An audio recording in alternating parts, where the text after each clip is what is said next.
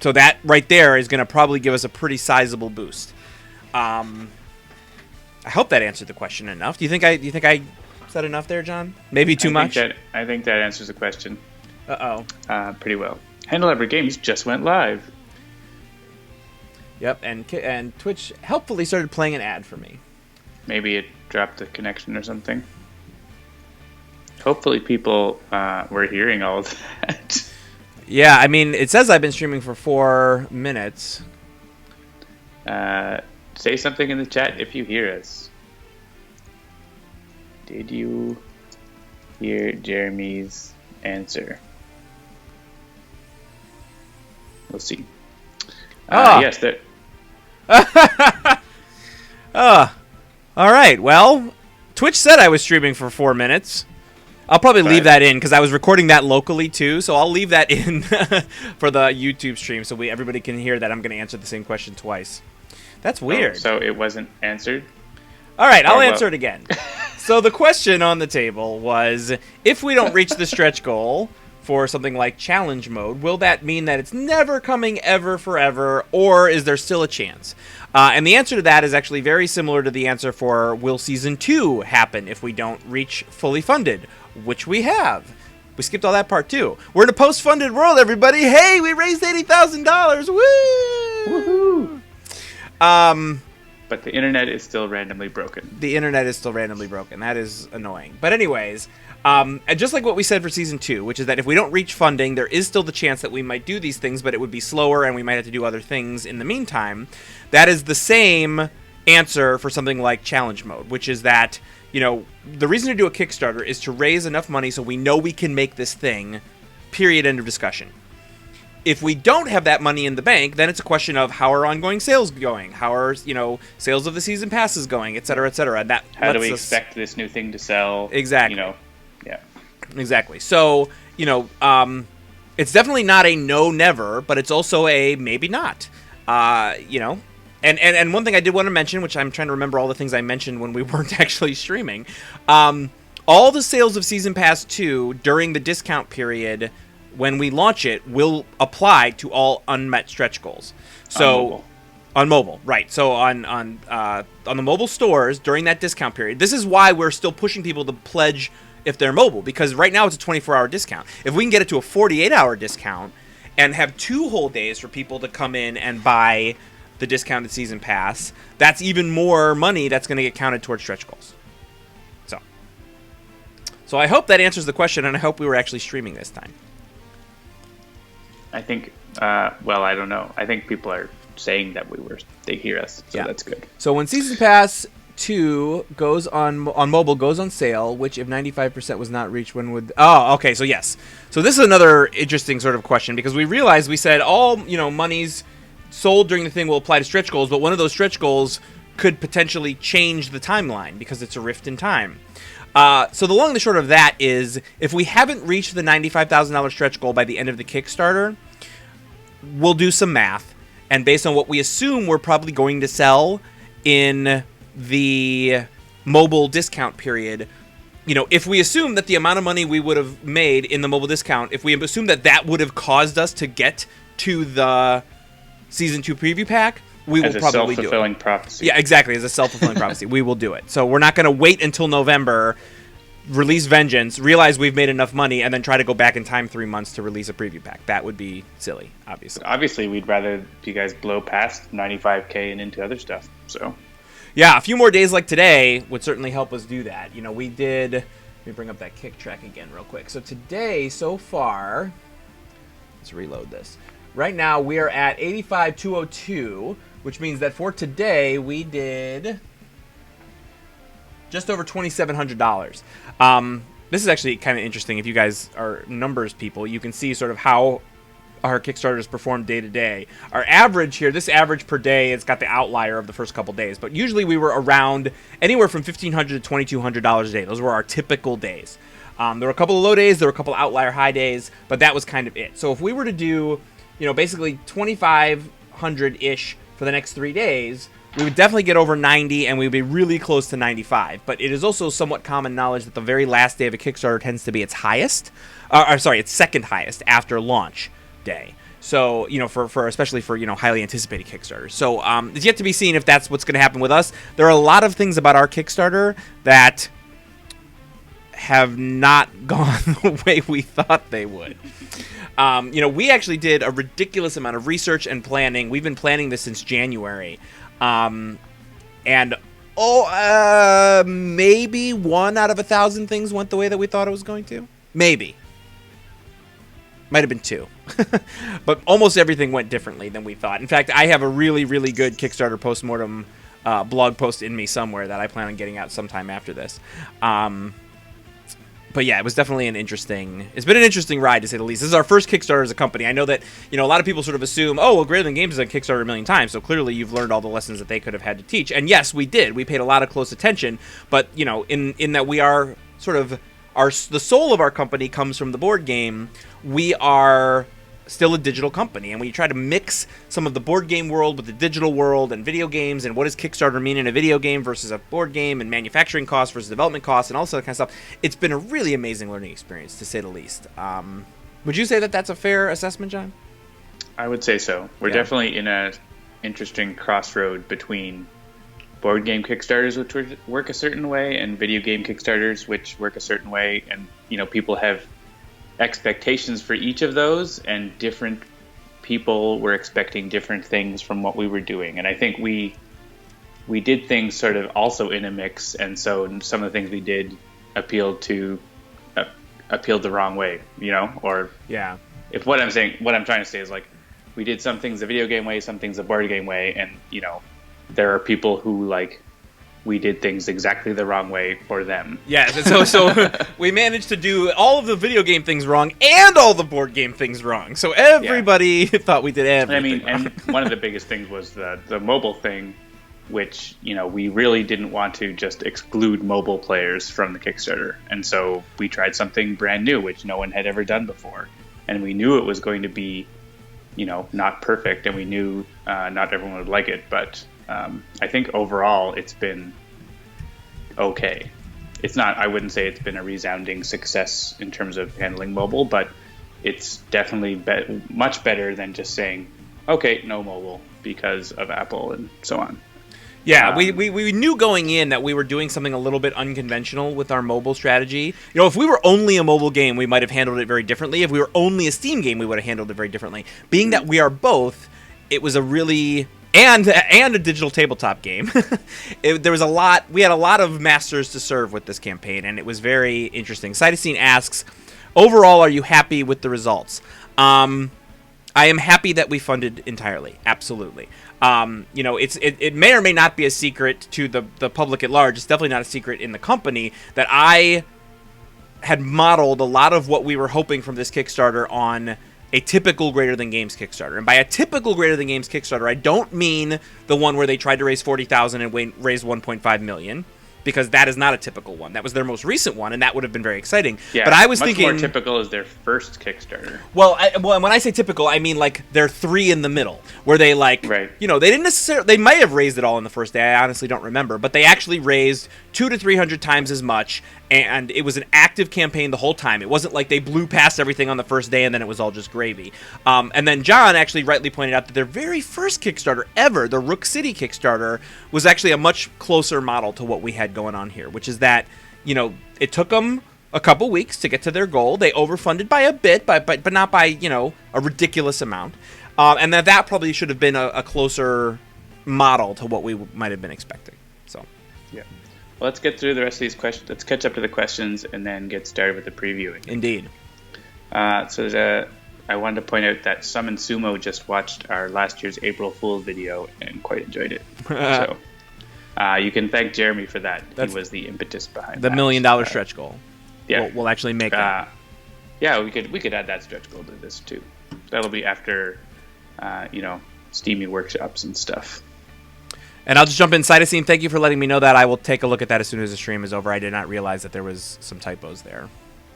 Jeff Dogan has a question about counting initial phone launch towards unmet stretch goals. I don't think that's probably going to be possible. We'll definitely be counting the season pass too. So, which hopefully will be, ideally for us, the phone version and Season Pass 2 will be on sale around the same time, or the phone one first, or something like that. So we definitely would prefer that the phone version is available first, so that those people who can only get it on phone can definitely participate. Yeah. Question from Snark14 about what about multiple platforms? So the best way to do that, if you're on Google Play on the Kickstarter campaign, you can back on a Google Play Android level to get a promo code, and then use add-ons. You can add on to your pledge to get Steam keys, and you can also you can add a mobile another mobile 501 if you want. You don't necessarily have to. You'll still get counted if you're on a Google pledge level, and then. And for iOS and Amazon, unfortunately, we can't fulfill those on the Kickstarter. If we don't have an iPad to buy the game, is there a way to buy it in the Apple Store for iPod version during the discount version? Hopefully, the phone version will be out before then, and so then you'll be able to do that. Yeah, but the answer is you could buy it directly from iTunes on a Mac or a Windows PC. It just wouldn't be able to you wouldn't be able to buy the Season Pass. Oh, that's right. You wouldn't be able to buy the Season Pass. Yeah, that has to be purchased in-app. Yeah, in-app purchases are in-app purchases. Yeah. So Lock and Can't asks, were you guys able to get in contact with any YouTubers? We actually did. I reached out directly to the person you mentioned last week. I can't remember his name. Something with a Q, I want to say. And I sent him some codes, but I never heard back. We'll see. We did participate briefly, not directly, but we were part of StackUp.org and Operation Supply Drop are two charities that did a fundraiser this past weekend, and we gave out a couple Steam keys during those. Those are two charities that that basically their goal is to bring games. Yes, Quill18, thank you. Is to bring games to servicemen overseas. And we met with them at PAX, and it was a really good thing, especially because there's actually some interesting research out there that shows that cooperative gaming in general is actually really good, not only for team building, but also in ways that are, in war, where people are fighting each other. If you can get those people who supposedly hate each other to cooperatively game together, sometimes that actually helps them, set aside some of their disagreements, which is a pretty interesting concept. So we're on board with those guys, and there was a little bit of that going on this past weekend. Cool. And I think the last main question was if someone wants to get more copies of the game or Season Pass 1 on Steam, should you just buy them on Steam, or should you get them as add-ons to the Kickstarter? We will be very happy if you get them in as add-ons to the Kickstarter, because that will count towards stretch goals. And you'll be getting them pretty soon after the campaign funds. We'll be sending out surveys and get you your Steam keys for those. So. Yeah. So so that's actually a worthwhile thing to talk about. I just popped up Omnitron on the screen because we're going to do something with that in a minute. But to expand on what John just said, if you buy them through the Kickstarter as add-ons, you do have to wait until the Kickstarter closes, and we send out backer surveys. But once you fill out your backer survey, we hope to deliver, any existing products, so Season Pass 1 and the core game, and even the existing soundtracks, very shortly after the Kickstarter funds, probably within a couple weeks. Then the other piece of it is that we, as a company, actually get more money that way. When you buy through any of the stores, whether it's Apple or iTunes or Steam, those stores each take a cut. And when you buy via Kickstarter or via an add-on, they still take a cut. Kickstarter takes a cut, and then there's like a transaction fee, but it's lower than what it is through Steam.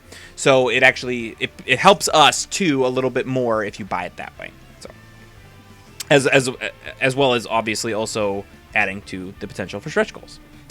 So, all right. So the big news today, obviously, aside from the fact that we fully funded, because that was the big news on Sunday, which is Mother's Day, is that there's a new variant in the game today. We've got Omnitron-X here. He's got his time shift. You flip him over. He's got his in-cap abilities.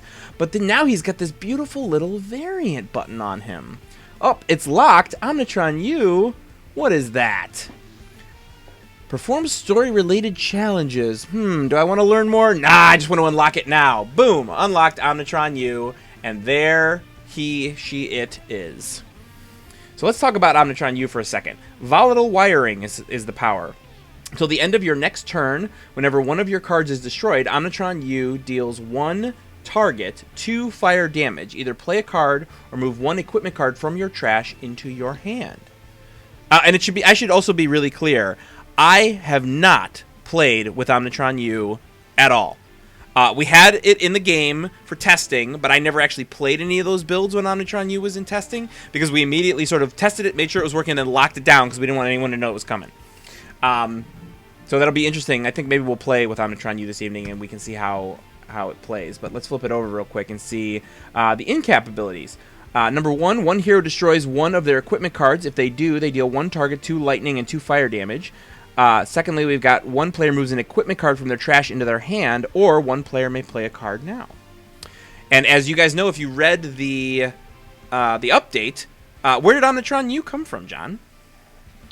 Omnitron-u was built by Unity, actually, out of the destroyed chassis of Omnitron X and some of her own parts. That's right. So I guess technically the 11th iteration of Omnitron, although technically, I mean, Omnitron X is from like a future thing and whatever, so like that's a whole different situation. But Omnitron-u is obviously post Omnitron X. And unfortunately, I know some people have asked many times, like, oh, can we play with more than 1 copy of the same hero deck? I want to play Legacy with Young Legacy with Old Legacy, blah, blah, blah. Like, it would be really fun to play Omnitron-u with Omnitron X and Unity against Omnitron in Omnitron, but that is not something that's going to be supported anytime soon. All right, so let's take a look at what we're actually showing off. We've been spending all this time talking about all kinds of fun things, but that's not what we're showing off tonight, John. What are we showing off tonight? We are going to be playing Wager Master. Do you want to start a multiplayer game? Yes, I will start a multiplayer. Actually, that's right. I always forget. I always go into new game instead of online multiplayer. All right, so let's go in here. I am in Mystery Comics 163. All right, so let's bring up Wager Master. Will the 90,000 avatar goal be an immediate thing like Omnitron-u, or will be after? It will be after. We can't give it to you until we know who you are. So the avatar is a thing that there will be a box on the backer survey for you to enter your multiplayer user ID, and if you back the Oblivion Kickstarter, you know how this works. If you didn't, it's going to be this. We're going to explain it to you via the backer things. But basically, it's something that we have to add to the game, and it'll be delivered later once we actually have all that information.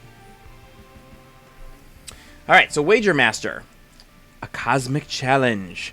At the start of the game, Wager Master enters play a cosmic challenge side up. Cards are revealed from the top of the villain deck until H condition cards are revealed and put into play. Other revealed cards are returned to the villain deck, which is shuffled. Gameplay. At the start of the villain turn, if there are 2 or more face-down villain cards in play, Wager Master flips. Condition cards and face-down villain cards are indestructible. At the end of the villain turn, X hero cards in play are returned to their player's hands, where X is the number of face-down villain cards in play. And we're not going to play Advanced tonight, so I'll skip that. When he flips, he is increasing the stakes. When Wager Master flips to this side, all condition cards are flipped face down. At the start of the villain turn, a random face down villain card is flipped face up and treated as if it has just been played. Condition cards are indestructible. If there are ever no face down villain cards in play, Wager Master flips. At the end of the villain turn, Wager Master deals each non-villain target 2 energy damage. Wager Master is crazy balls. If you guys have never played him on the tabletop, whew, crazy. I played him in a few test games today, and well, I'll explain what happened in my games after we've played him for a little bit. So if anyone's not familiar with Wager Master, he is kind of the joke deck of Sentinels. All apologies to Christopher, but he is very weird, and you can't really take him seriously because things can happen like he can win before you get a turn, or you can win before you get a turn. And all sorts of weird stuff can happen. And so it's not something to really get your hackles up if you lose, because that's just how Wager Master works. Yeah, so, and in fact, so that's exactly what I was sort of getting at. Was my first time ever playing Wager Master. I hit play. I had 3 additional clicks. Choose for me, and then he has a card that makes you pick an ongoing, a one-shot, or a, I guess, equipment. I clicked one of those, his turn progressed, and then I won. And that was it. I did nothing else. And I was like, that was interesting, to say the least. So if that happens, we'll obviously play him again. But let's... Well, so to one-up you, I was playing a testing game earlier because we were making this build to get it ready. I pressed start game, and I went over to the chat room to, like, say, you know, I'm testing a new build, it's available, check it out. And I noticed that my game is on the end game screen, and I lost. Oh, Wager Master, you're so crazy. So I had to go look at the log and see what happened. But right. It was correct what happened, so... All right, so I'm going to play the matchup here. I'm going to play omnitron-u and Unity. And who do you want to play tonight, John, against Wager Master? Oh, you know what? I forgot to do it. We'll do it afterward. I was going to go into the multiverse and show that Guys is slowly making his way into the game. We can do that in the intermission. Yeah, we'll do that in the intermission. Questions. Let's see. So Guys, of course, is here, but he's not ready yet. So don't get too excited. I'm not going to pick him. I will pick Night Mist. She hasn't been on the stream for a while, I don't think. And I will go with Captain Cosmic. Because that will probably be weird. All right. What order are we thinking? Just put one of my guys in between yours, and that should be fine. Boop. All right. And then, aside from Omnitron 4, what environment would you guys like to see us play in this evening? We're not going to play in Omnitron 4 because we played in that last week, and we've got Omnitron-u in play, and we kind of want to show Omnitron-u off a little bit without other weird Omnitron-y stuff happening. So pick an environment. Usual rules will apply. First environment to get 2 votes is what we will play. We have a vote for Rook City already. Oh, boy. Oh, guys, come on. All right. Rook City it is. Wager Master in Rook City. That's fine. I don't think the environment super matters against Wager Master.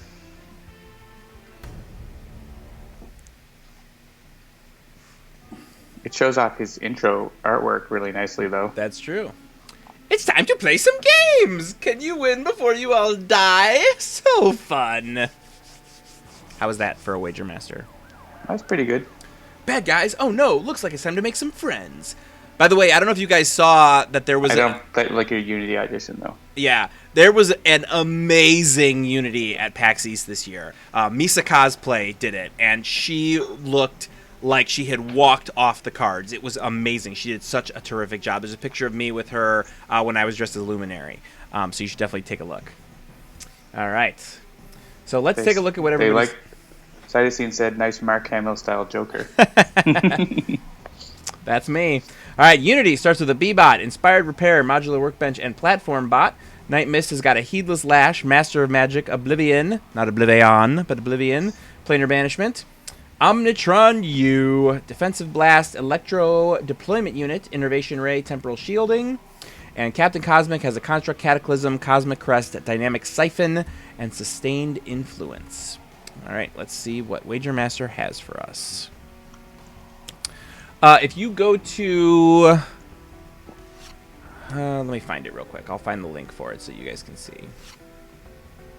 See what? They're asking about where they can see a picture of this cosplay. Oh. Twitter. Yeah, I'm like 80% sure I know exactly where they can... Yep, it's the last tweet from Baron Blade. So, copy link to tweet. Bloop. Yeah, I saw the picture. It was pretty awesome.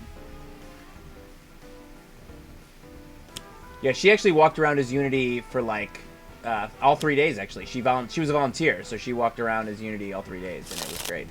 In that tweet, there's a mention of her, so you can go to her Twitter stream and see more pictures of her as Unity. And as many other things, because that's one of the things that she does, is she's a cosplayer. All right. So, as we press start game, I will remind everyone that this is a preview, and things might go wrong. Yes. So, it's under development.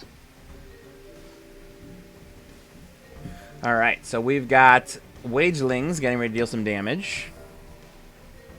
You should probably go through the cards that have appeared first. Sure, let's do that. All right, we'll start with Who Are You Fighting? When this card enters play, each player draws a card, and each target regains 2 HP. We all obviously already had full HP, but I believe we all drew cards. I was not watching because I was looking for a tweet. If Wager Master is reduced to 0 or fewer HP, the heroes lose the game. And actually, you'll notice there's a new icon on there. A couple new icons actually coming in this game, and it looks like they're in there. That's awesome. So we have heroes lose, heroes win. That's the trophy that you can see on the next card, not all he seems. And then you can also see the card flip up, card flip down new icon that you can see there, which is going to be useful for obviously Wager Master, but then I believe there's a couple other cards that are going to be using that as well. Yeah, we'll bring it back to other decks too, like Spite. Yep. So not all he seems. Ongoing condition. Whenever Wager Master would be dealt damage, prevent that damage and flip this card face down instead. If there are no cards in the villain deck, the heroes win the game. Wagelings. At the end of the villain turn, this card deals each hero target 1 melee damage. When the card is reduced to 0 or fewer HP, flip it face down. And again, so that's where it was one of the things I remember reading. I was reading his character card, and it was like, conditions are indestructible, but this one has 6 HP. Wait a minute, what's the point of hitting it if it's indestructible? When it gets to 0, it flips over. At the start of the villain turn, if there are more villain targets than hero targets, the heroes lose the game. So this is one of those ways that you can lose very quickly. Since he plays H conditions, if all H of those conditions are Wagelings... Wah, wah. All right. Next, we've got another Wageling, so we already covered that. And then we got Breaking the Rules. Ongoing. The phases of hero turns now go in this order. End of turn, draw card, use power, play card, start of turn. Oh, this is wrong. It goes against the intent of things. It is breaking the rules. He also has one that reverses hero play order as well, in terms of like, you go last hero next to last hero, second and first, and then first. Yeah, he messes all kinds of stuff up. It's one of the reasons why Mini Pack 3 is taking longer than a normal Mini Pack, because 2 of the decks in this are 2 of the most complicated decks in the entire game. Yeah, Guys is definitely the most complicated deck, because it has its own complicated things, but also it complicates every other deck.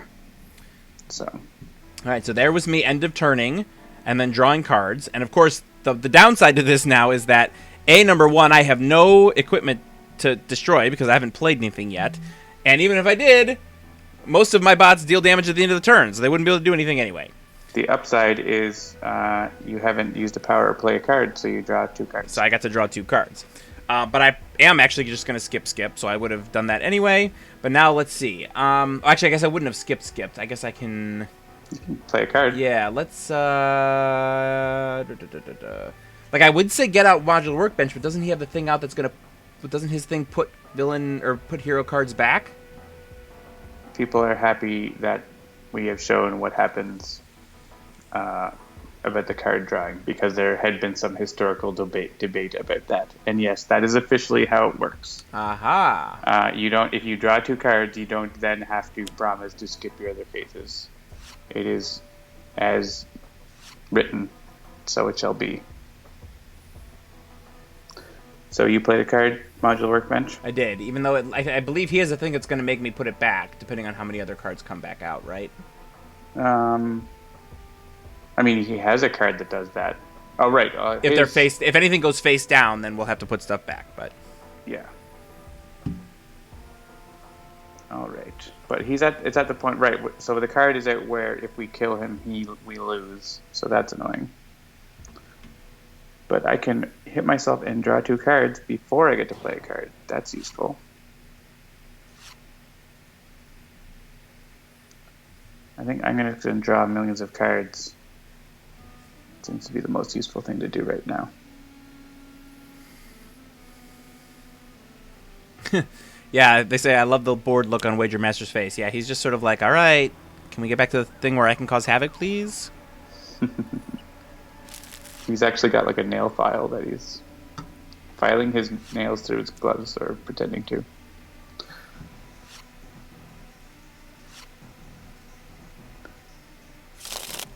So many Night Mist cards. All right, I draw an ablative coating. And remember, chassis. Your components happen at the start of your turn. Ah. All All right, so let's take a look at this power again. We went through it, but let's talk about it again. Volatile wiring.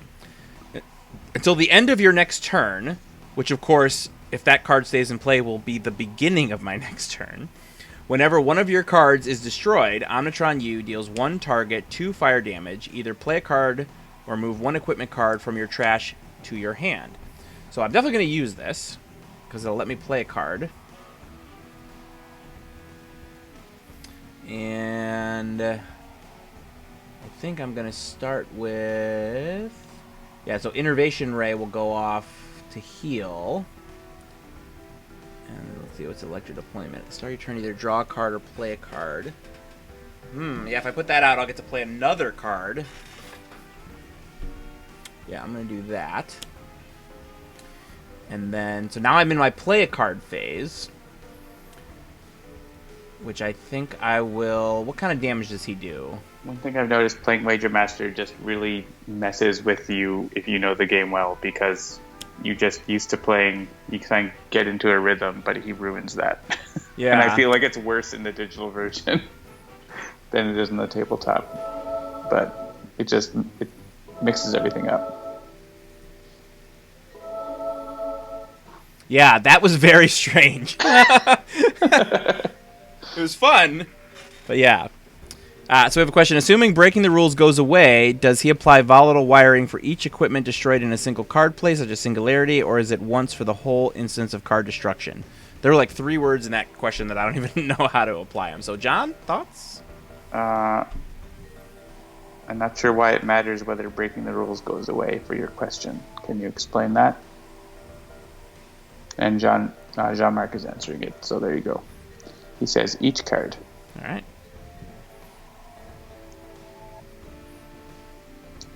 All right, I need to use a power, which is going to be reveal the top card of my deck. Would someone like a wounding buffer? Yeah, I mean, anyone Like can it's take definitely it. not Night Mist, and probably not Captain Cosmic. So it'd be either Omnitron or Unity. Yeah. Would be interested. Dealer's choice. Unity never deals herself damage normally, right? So Yeah, at least not when she's not her variant. yeah, it can happen from Wager Master, but I can also like just destroy that if I want.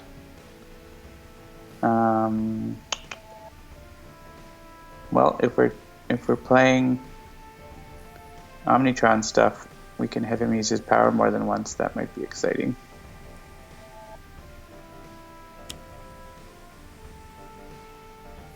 Cool. There's a question about what happens if you play a card that destroys breaking the rules. If you do that, then the hero turn order goes back to normal. So suppose breaking the rules happens, you have end of turn, draw a card, use a power, you play, let's say, Blinding Speed to destroy breaking the rules. Your play card phase continues, with Tachyon might be for a while. Then you go to your power phase, because your play card phase is over. Then you draw a card, then you end a turn. Do we want Dynamic Siphon to get hit? Sure.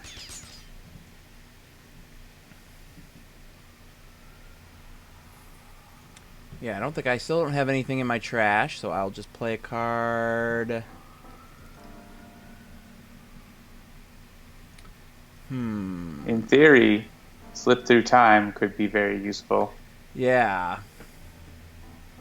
Well, but I also have 2 extra plating cards, so a Defensive Blast, having that out. But I'm gonna get multiple plays, and even more if I put out Slip Through Time. I mean, you could play the plating. You could play Defensive Blast at the end of your turn. Right. Yeah. And I used air quotes there. Yeah.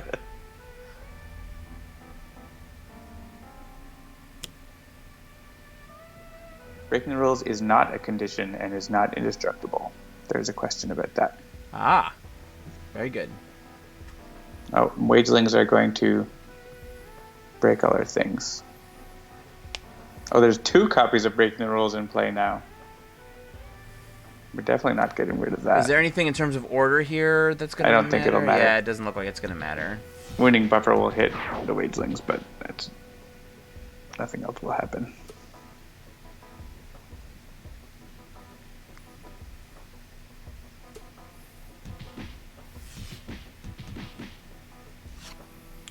All right, so I draw a turret bot and a supply crate. So we do have a way to win, which is to empty Wager Master's deck. Yep. That's it right now. The other way to win is to get that condition that makes us lose flip over. Right? The reverse condition. Who are you fighting? If we can flip that card over, then we can kill him. So usually, even though that condition is out, I usually try to hit him so that we have the ability to defeat him sort of at will. There's a question. That's awesome! So we were not talking about it because John was answering stuff, but so because of the reversed order, I got to play Supply Crate, which allowed me to draw a card, and now I get to the start of my turn, which allows me to destroy Supply Crate to draw 2 cards.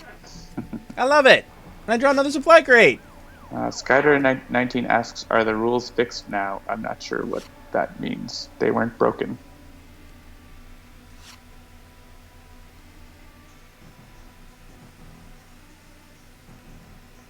There's a question, does Throat Jab last until start of turn or still wrap around to the next turn?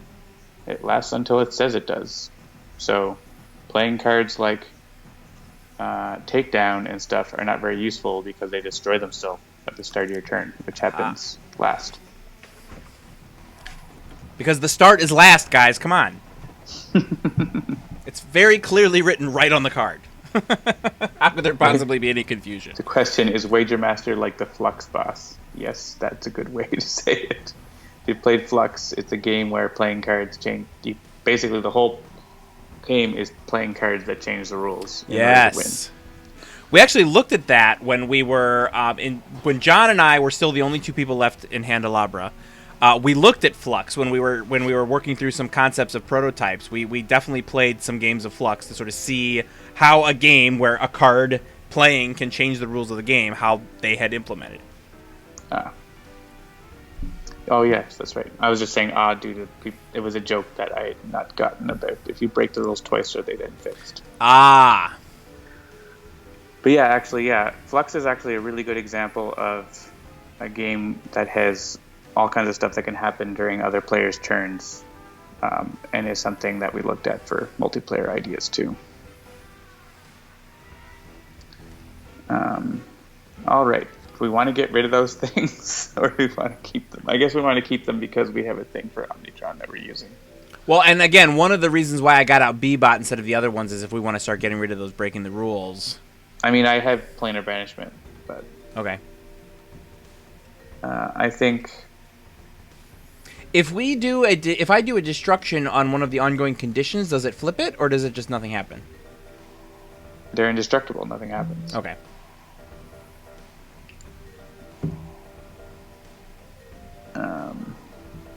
I think Jean-Marc could make Flux digital version, no problem. Whoa, 85,362. Man, people have been paying attention while we've been streaming here. Cool. That's good stuff. Do I have anything funny that could happen to my start of turn? Anytime you have a card that says immediately end your turn is really nice to have. And Night Mist does have a card like that, but I don't have it in my hand. Because immediately end your turn means go to the end of your turn, which means you get another turn. Oh, Trixie. I think I'm just going to play the Amulet of the Elder Gods. Yeah, actually, I was wondering about that. Someone said that they wanted to hear the victory music. We are in a testing build, and the victory music, despite the fact that you guys got to see Jean-Marc put it together and got to hear it a little early, it's not mastered, it's not finished, so I don't believe it is in there yet. So it's not in there, though you can just watch the previous video on our YouTube. Yeah. All right, so I'm in my end of turn, which means that I'm slipping through time, right? Yes, okay. So I will defensive blast here. Now I'm in my use of power. But my base power is not currently in effect because it ended when I hit my end of turn phase just a moment ago. Okay, so I think I'm going to use Defensive Blast. Yeah, if you use your main power, it will expire immediately. Yeah. So I'm going to Defensive Blast. Let's see. And Defensive Blast lets me discard one of these two guys and do... was it one per type? Yeah. Yeah. Which one of these do I want less? I already have the one in play that reduces melee. Yeah, I don't know that it matters. So I'm going to get rid of Temporal Shielding. And we'll get rid of Wagelings number 1. And then Wagelings number 2. Oh, I guess not get rid of it.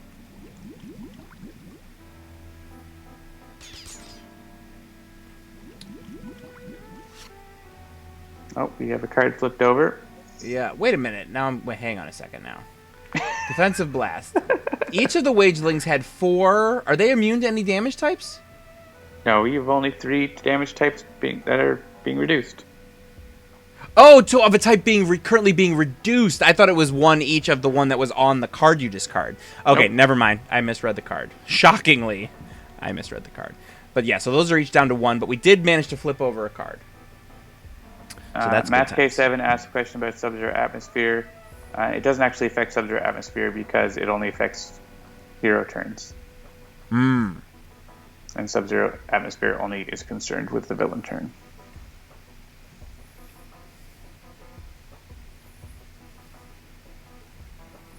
So at this point, if I use this power, any card that gets killed between now and when Omnitron begins the next round, that would be the easiest way to say that. There's a question as to which card got flipped. It was the one where it flips when he would take damage. Yep. And I guess there's only one copy, so It's this one, Can't. guys. you can't look at it. Is there really only one copy of that card? I guess so.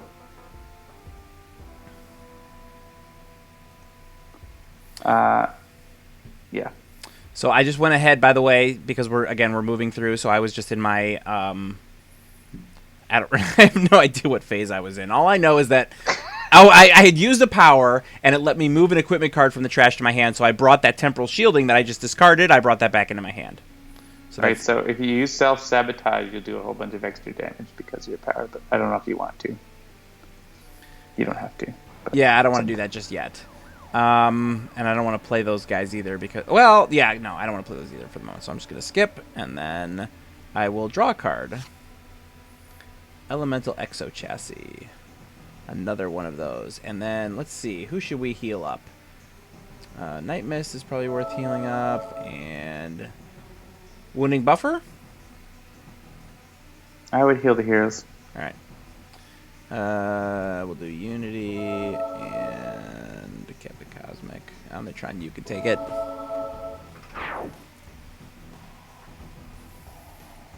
Oh, and one of your cards was destroyed. Oh, yes. Alright. So he's going to flip now because 2 of his cards are turned over.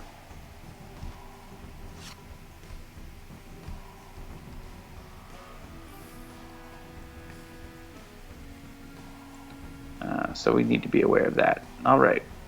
I will use my power. At the end of your turn, Captain Cosmic deals himself 1 irreducible psychic damage. At the start of your turn, you may move 1 construct card from your trash into play, then you may destroy this card. Well, the end of my turn is coming up, so... Or no, the start of my turn is coming up. I better play that now. Yeah, you don't have to do the damage because the end of your turn is already over. Yep. There's no... Oh, there is a construct in my trash. There is? Perfect. Excellent. And I do like having Autonomous Blade when that's happening, but I know that when he flips, he's going to be dealing energy damage a lot. So I'm going to put out the Cosmic Crest. Techno Mage just says, "Oh, a Wager Master game that lasted more than 1 turn? Cool." Yes, we were talking about that up front, about how 2 of our testing games today both ended before the heroes got to take a turn. All right. Unity one in victory and one in defeat. Pile of cards, so I'm going to let Unity have the Dynamic Siphon so she can start turning bots into play. I like it. And Dynamic Siphon will probably get destroyed, so I'm going to keep that around.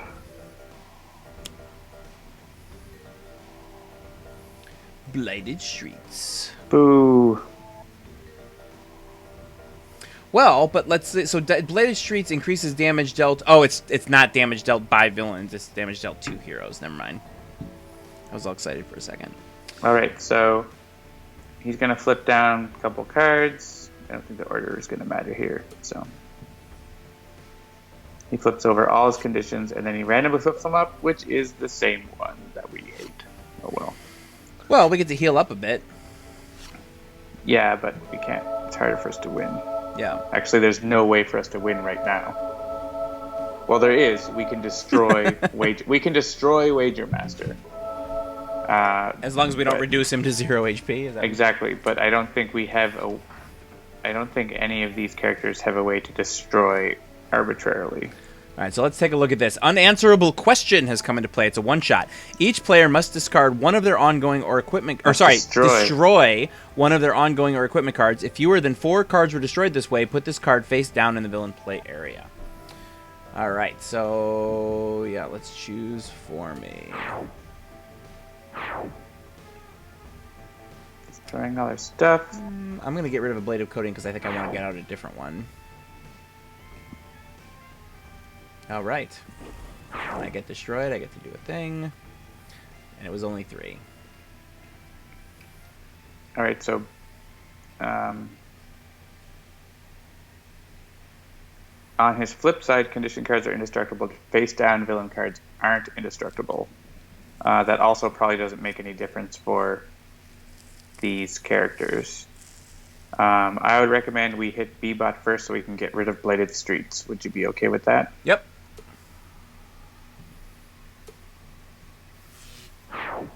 Though it plays the top card of the villain deck, so who knows what could happen.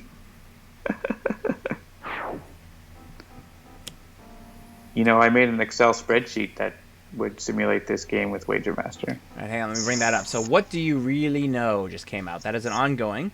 At the end of the villain turn, shuffle the top card of each hero deck into the villain deck. Wait, I'm sorry, I gotta read that again. At the end of the villain turn, shuffle the top card of each hero deck into the villain deck. This is your first time playing Wager Master, right? Well, it's my first time. I've played him twice. The first time I won without doing anything, and the second time I won by breaking him all the way down. But I have not seen this card yet.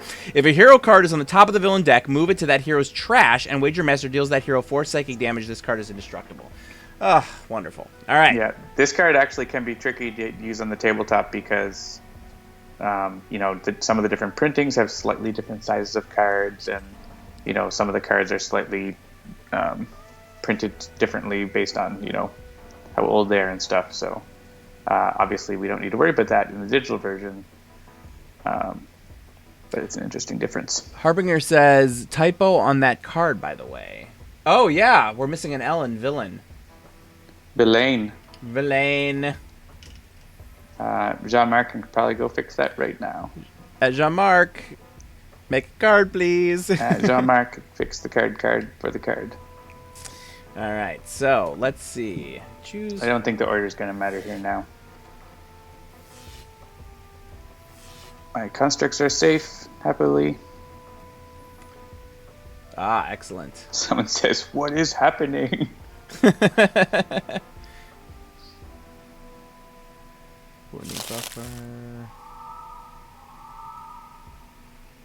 And so there, right now, there isn't a message to explain what's going on, but those 2 damages just happened because those cards were on top of the villain deck.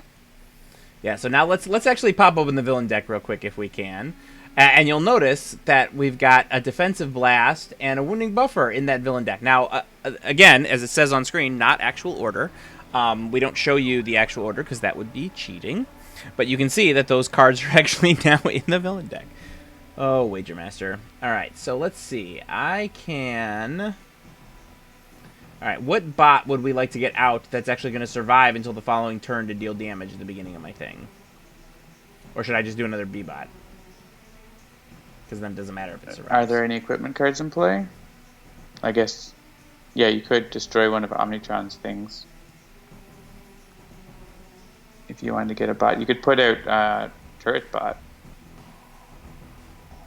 He would get to shoot. Oh, right. That's right. Turret bot is at the beginning of the turn. It would be good to get a B-bot out as well, but I don't know. Yeah, he Either has way. a few ongoing. Like, I want to get rid of that one that's messing with the order of things, personally. Well, I mean, if we want to get rid of the breaking the rules, like Yeah, didn't you say Night Mist could do that? Night Mist can easily do that. I have 3 copies of Planar Banishment in my hand.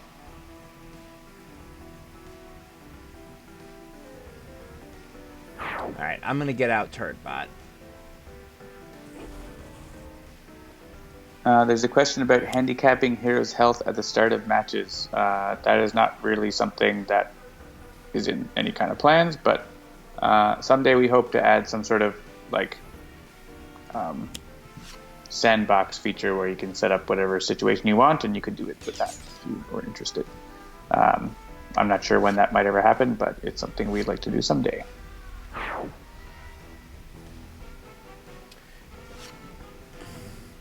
$85,412. Yeah, people are sitting up and paying attention to our Kickstarter today, which is very exciting. Can you scroll the cards down so you can see Wager Master's art? Yes, I will do that real quick. So yeah, you can see he's fuming. He is not excited to be on his side. Interrupting his game, changing his business. Yeah, because he is raising the stakes, or excuse me, increasing the stakes. Oh, good, missed field recovery. That's what I was looking for. Would Unity mind if I shuffle her trash into her deck? Nope. So I'm going to play Miss Field Recovery, which reads, blah, blah, blah, immediately end your turn. Let's see what happens.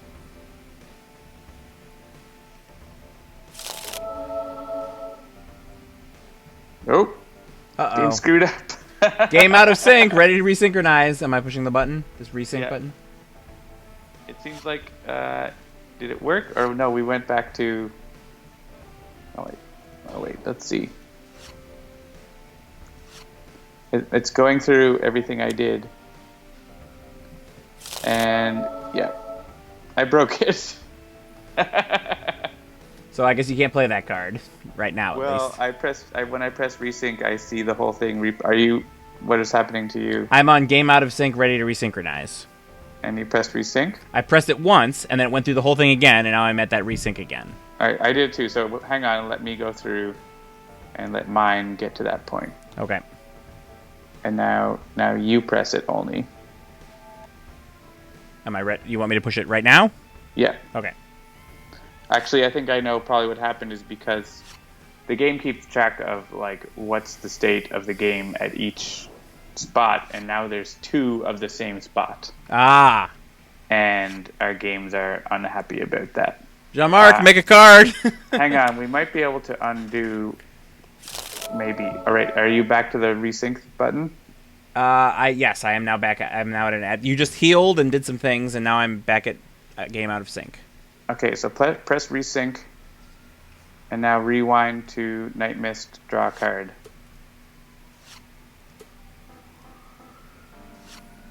And all right, I see Oblivion and Mist. And now I get to choose my power again. Jean-Marc, just make a card that's like deal with resync for game phase, Wager Master, breaking the rules stuff. Yes, please make a card for immediately end your turn in multiplayer. Actually say that, not what Jeremy just said. There you go.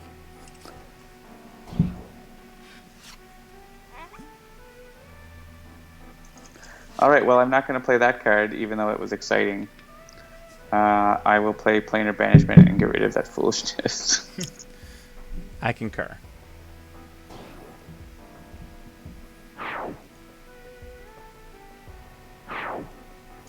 Rules unbroken. And I can't destroy these ones because they're indestructible. And right, and we're getting... This is also... Yeah, there's game data. I just think, actually, we might not be able to get rid of those cards because of this. Wah, wah. Yeah, we need to rewind to draw a card again, and I have to not do that. So what am I doing? Rewind to Night Mist, draw a card. Okay. Yeah, it's the exact same problem, just in a different form. Gotcha. So we need to destroy those cards outside of a hero turn. So we will need B-Bot. Actually, I can destroy one of them. Metagaming, thy name is Wagermaster. I'm going to destroy one of them. So that at least... Yeah, the resync didn't happen until you tried to destroy the second one, so... Well, it was, yeah, and that's, again, because it went to that phase, and then the undo logic is like, oh no, it doesn't match. And it got confused about that, so... Also, while this card is in play, our rewind is not going to work normally because I haven't fixed that yet. Aha. Alright, so I drew my stuff, and now I'm going to defensive... Oh, I'm not going to defensive blast because I don't have any playings in play. So let's... yeah, we'll do this. I would like to... What do I have in my trash right now? I have my electrical deployment unit and a blade of coating. Or I could play a card, which I kind of wanted to get out a different... Yeah, I'm going to play a card. I'm going to get Elemental Exo Chassis out. So Evil Dice Monkey says, honestly, this is probably how a Wager Master game should end in the video game. It's the equivalent of the table flip. Yep, pretty much. It crashes the game. All right, so none of the ongoings that are in play right now... Oh, what? Yeah, there are... okay, so... They're indestructible. So if I Disruptive Flechettes, can I destroy the other one right now, or is that not because of the way that it's broken right now? It will have the same thing that happened when I did on Night Mist's turn. Okay. You want to go through that again. Got it. Okay, understood.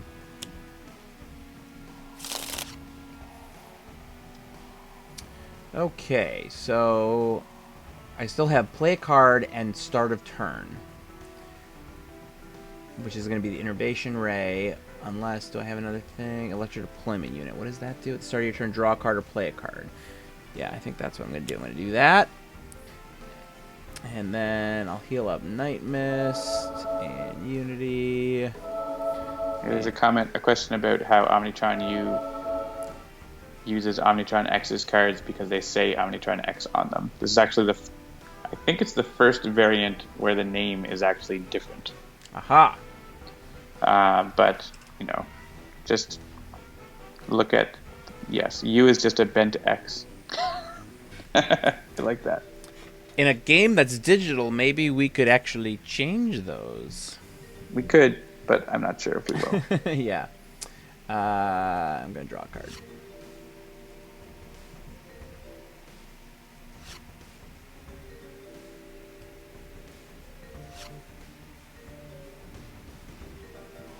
And yes, Ronway points out, it's the same reason why Overdrive works with Bitter Strike, because Christopher said so.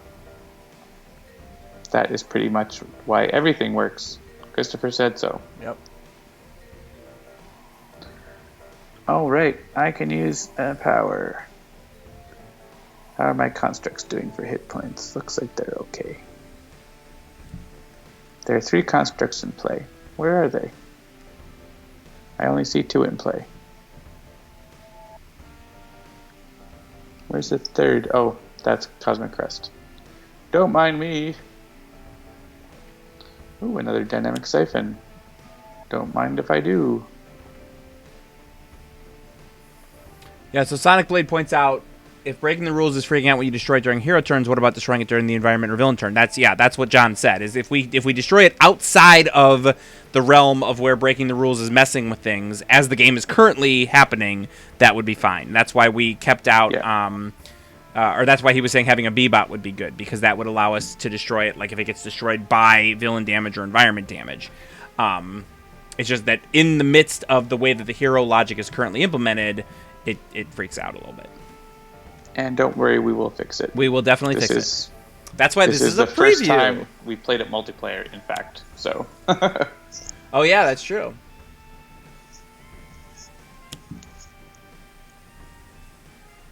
The first time we played Wager Master multiplayer, that is, we probably would have caught that if we had. It's the first time we've ever played this game multiplayer, ever. That's right. What? This game has multiplayer? Oh man, we're gonna lose a lot of our cards. All right, hang on. Let me just real quick. So another What Do You Really Know came out. Womp womp. And then Not All He Seems. Whenever Wager Master would be dealt damage, prevent it. So we already talked about that. And then Impossible Quandary, one shot. Each hero target deals itself X psychic damage, where X is the number of condition cards in play. Wait, flip one face down villain card. All right, dynamic siphon time. Yeah. So. So what we can do here is we can have dynamic siphon on Unity hit itself, so that Unity can play a B-bot, and then the B-bot will hit itself. At least it should. Yeah. No, I like that idea. All right. I think this is the first time in the game I've seen a target appearing during each target hits itself effect. I'm not sure if it'll work. All right. So omnitron-u blasts back and flips. All right. Hang on. So yeah. So we're gonna put the B-bot into play. Then, actually, are you seeing a visual glitch on Unity's hit points right now, by the way? And by hit points, you mean cards in play? Sorry, or cards in hand? Yep, cards in hand. It's the 11 is popping up. Yeah, that's outstanding for a long time. It's a weird NGUI font issue. Ah, okay. It's been in the game since 1.0. All right, so do we want a dynamic siphon omnitron-u first, or are we going to B-bot first?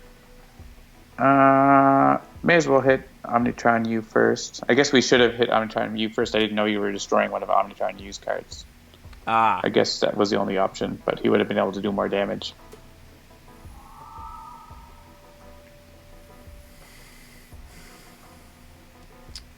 Yes, I am going to discard a plating card and deal a bunch of damage.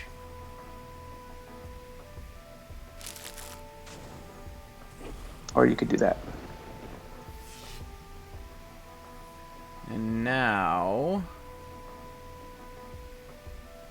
Oh, and now that's actually reduced the number of condition cards in play because... Yeah, we flipped some stuff over. We got one of them flip over. That's good stuff. Oh, dear. All right, yeah, may as well B-bot. And you want to get rid of the breaking the rules because it's messing with us. Yep. All right. And I think we can choose for me here. Oh yes. Ugh. Ah! Wounding buffer is doing a whole bunch of stuff. Select. Wait a minute now. That says so. It says select a card to flip face down, but what it actually means is flip a face down card. Oh yeah, I think the this is a new thing that you can do, and the UI doesn't know about being able to do this yet, so it just has the wrong thing. Jean-Marc, make a card to say that the decision presentation should know about flipping cards face up. Which one do you want? Oh, I guess, and this also shouldn't have choose for me. That's a separate bug. Flip one face down villain card should not have choose for me. You saw it here first, folks. Two bugs in one thing. Well, yeah. let's just pick the first one. Wait, did you pick one? Yes. Was that supposed to be a vote? Did you? Oh, vote? I'm AFK. Never mind. It shows. I can see that I'm AFK. So you're AFK, so my that's why vote wins. Yep. And yeah, sure.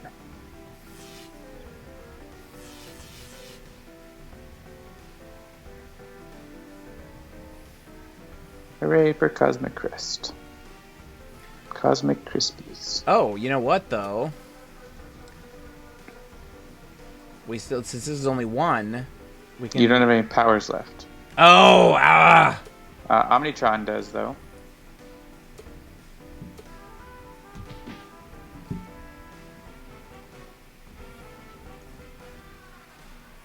Why isn't Mini Pack 3 up before the Kickstarter ends? This is why. We haven't even, we're hoping that we can show guys next week, but we're not promising that we can show guys next week. We'll have to see. Yeah, ask Jean-Marc if we're going to be able to show guys next week. Guys is, whew. Like, you think Wager Master is crazy? Oh my goodness. Yeah, Wager Master is crazy for a whole host of different reasons. Like, Guys is crazy, an equal amount of crazy, but for a whole host of different other reasons, which is... Yeah, Guys is more crazy. He's not equally crazy. Okay. All right, all these cards are going to the top, or we put them on the bottom, and then we shuffle the villain deck, basically, is how it works. And then one might be on the top. So, though actually, I think that needs to... Yeah, we'll have to actually check about that. I think shuffle the top card of each hero deck into the villain deck should shuffle for each one, not all at once. That should be fixed.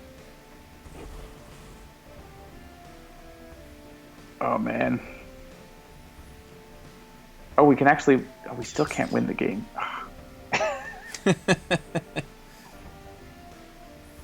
All right.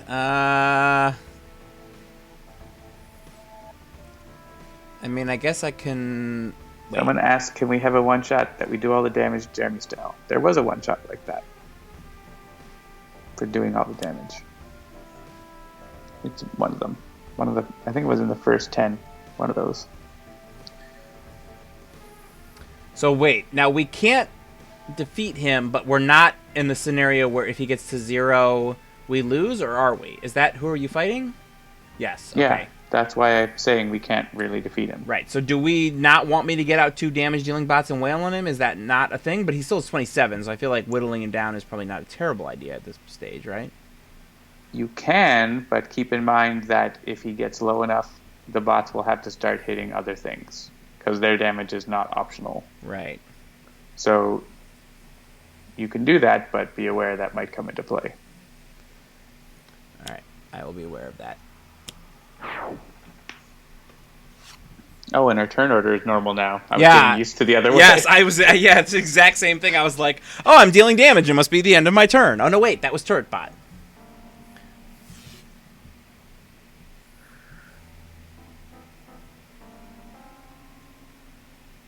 All right. Night Mist needs hit points a little bit.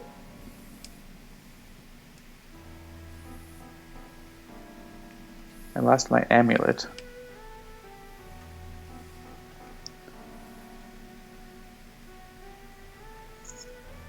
This is definitely the longest Wager Master game I've ever played. Yeah. They're often very, very short.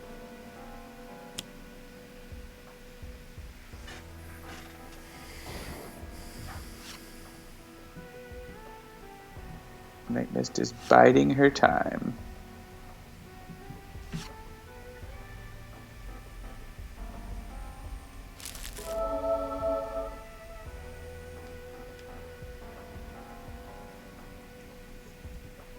Alright, so all of these are indestructible right now, yes?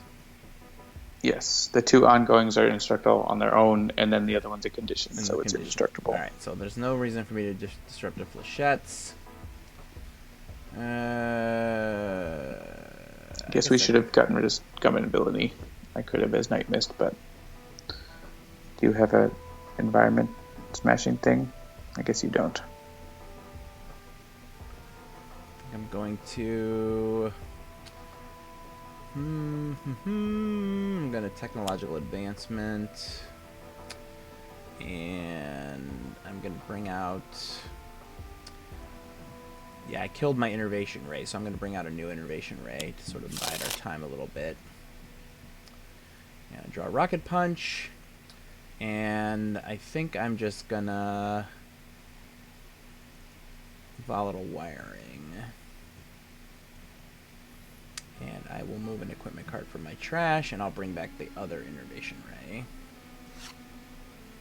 And I got a Bioengineering Beam. Okay, so good. So there's my environmental destruction if we can get to it. I think we can.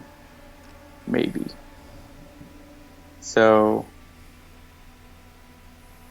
yeah, I think the problem is that Dynamic Siphon doesn't have enough hit points. But I can use Sustained Influence to keep it around.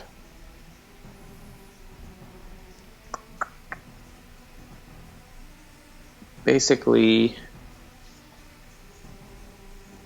so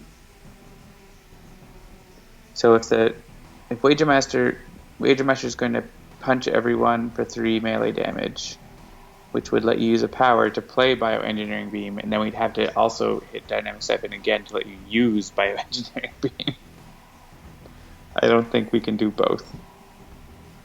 right now. So, how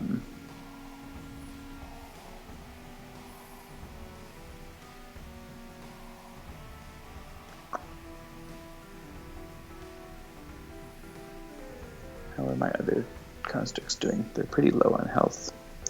I kind of want to heal them, but actually, even if I heal them, the Scum and Villainy will destroy them, so it's probably not worth it. I think I want to get at Sustained Influence, so at least I can bring one back.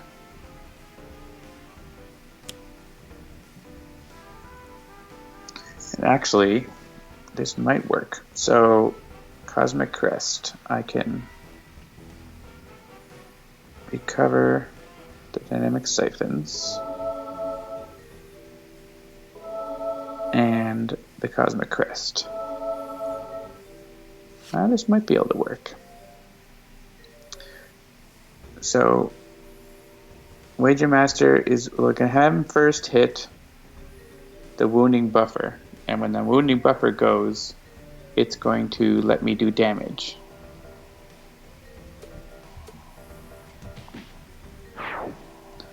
So I want Destructive Response to go first.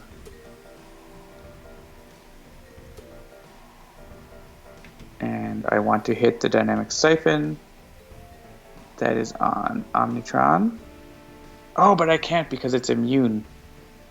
Oh, energy damage. I should have not healed Cosmic Crest and let Cosmic Crest get destroyed. Do we want to go back or we just roll with it? Your call. Yeah, let's roll with it. All right. And yeah, whatever. That's fine. That was a good plan, except I forgot about the immune to energy damage part, which is an important thing to remember. And I think we can just choose for me.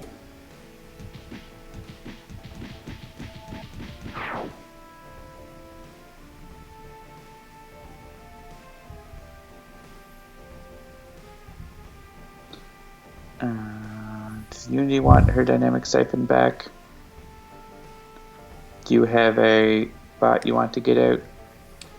I mean, not to the point that I'm like dying to have it. Yeah, I mean, it'll get killed immediately. Yeah. So.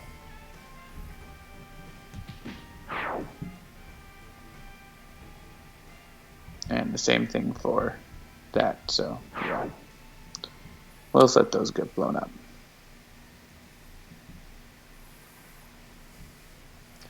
Yeah, so this actually isn't terrible, given that we don't want him going down to 0 HP.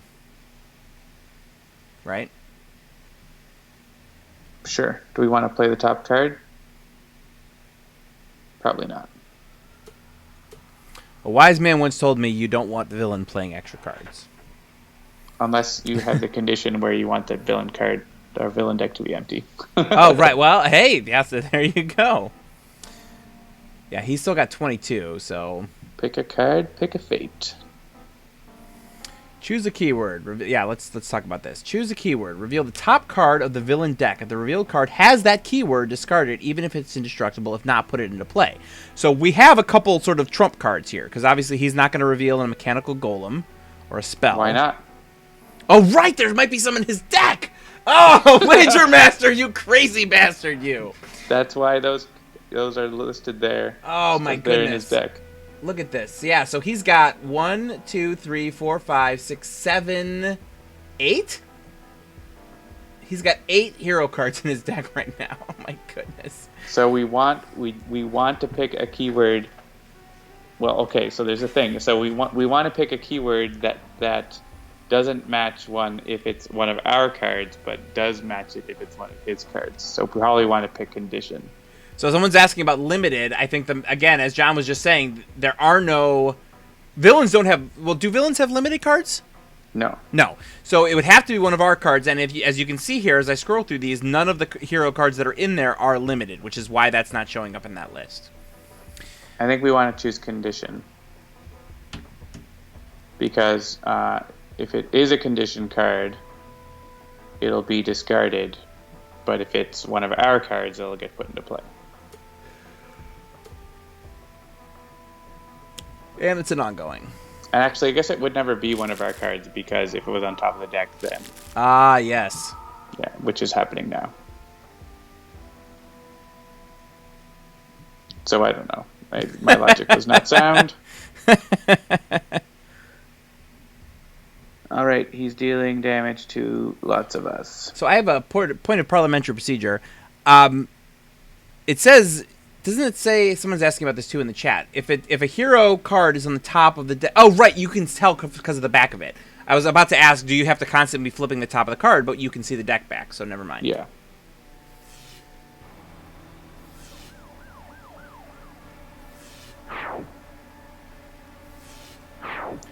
Bye-bye, bots.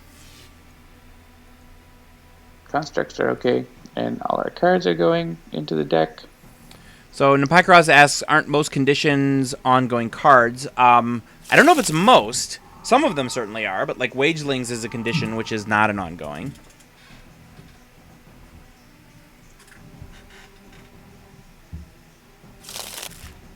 And yes, so I will respond again to Lou Dolphin, who's 20 seconds behind. Not all conditions are ongoings. Such as Wagelings, for instance. Does Wager Master's deck icon change backs when a hero card is in top? No, because it doesn't matter, because you're going to get dealt damage immediately. There's no, like, when it's on top, it gets moved immediately. Similar to Ambuscade's traps.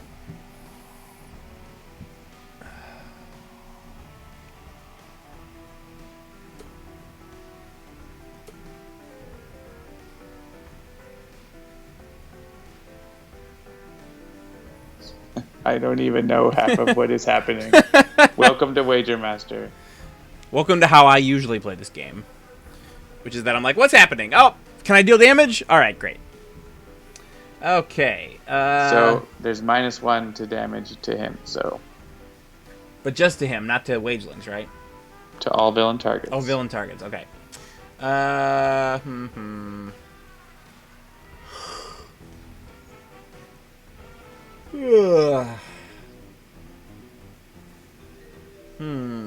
So we lost Night Mist. Yeah, Night Mist is uncapped.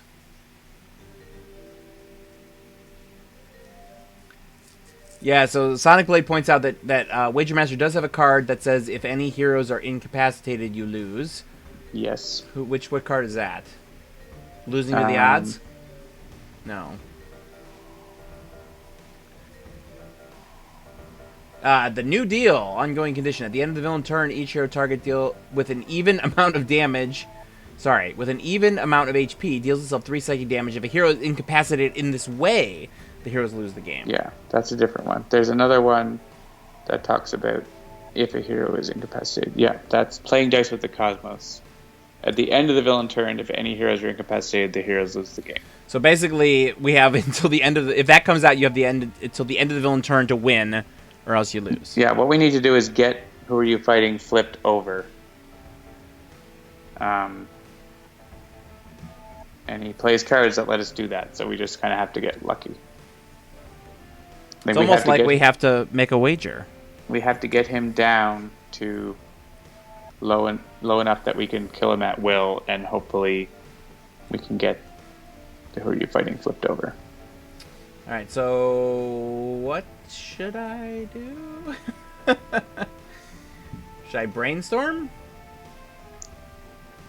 I mean, if you just need to draw cards, but I feel like you can probably do it. You don't need to draw cards, right? You have lots of cards. Yeah, I mean, I can... Inspired Repair? Yeah, that's a good idea. I like that. I guess you would do some damage from Brainstorm because of Champion Bot. So I would haste the augmentation, but none of us have a power out that'll deal damage, it looks like. Still's a power. I mean, I would play Modular Workbench, probably, personally. And then put out a Raptor Bot.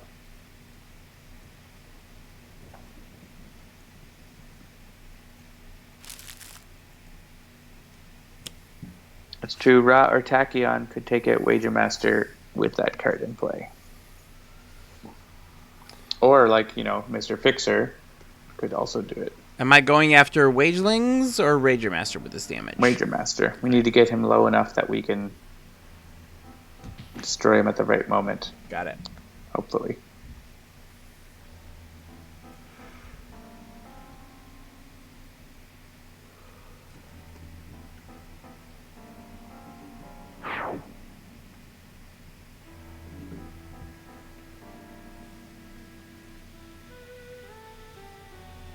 Fanatic has a card to destroy cards, but it doesn't work on character cards. You can't use Final Dive on Wager Master.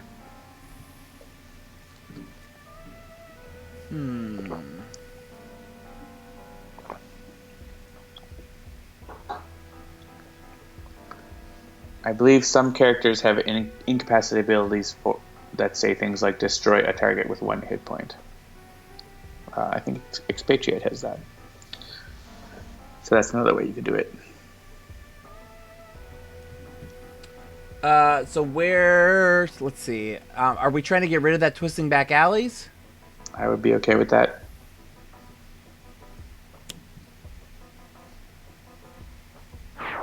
It offends me. Yep. My other option was going to Rocket Punch Wager Master.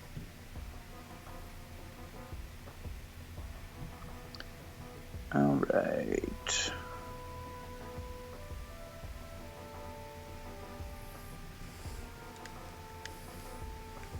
I think I'm going to try to keep Unity alive.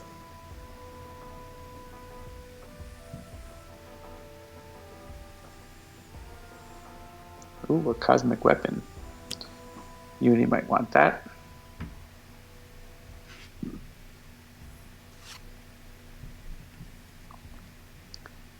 Cursed Runway has listed all the ways that are available right now.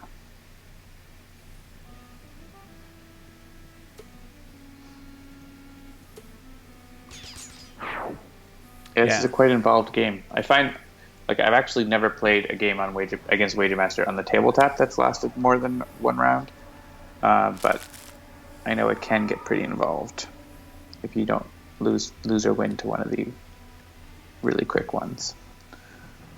All right, yes, everyone's taking damage.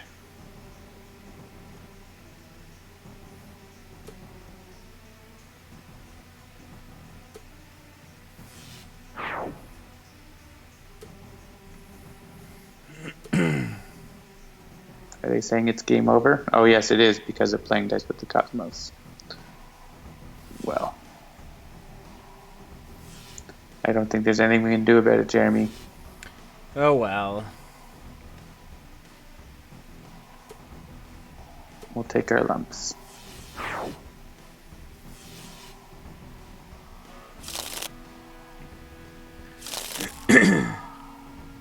We might get killed by hitting ourselves first.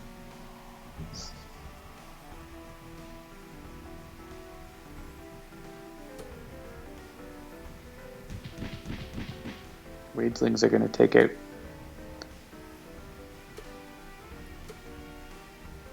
some of us. There goes Captain Cosmic, and There say the goes the villain game. turn. Yeah!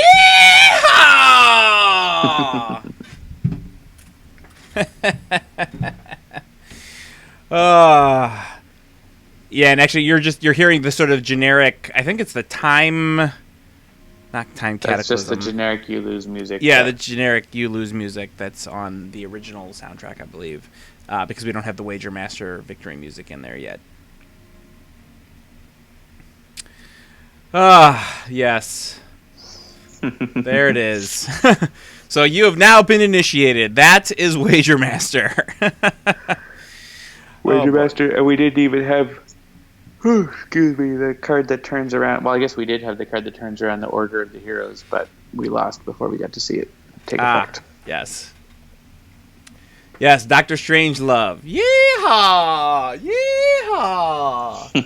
I actually watched that movie. Here's a fun story.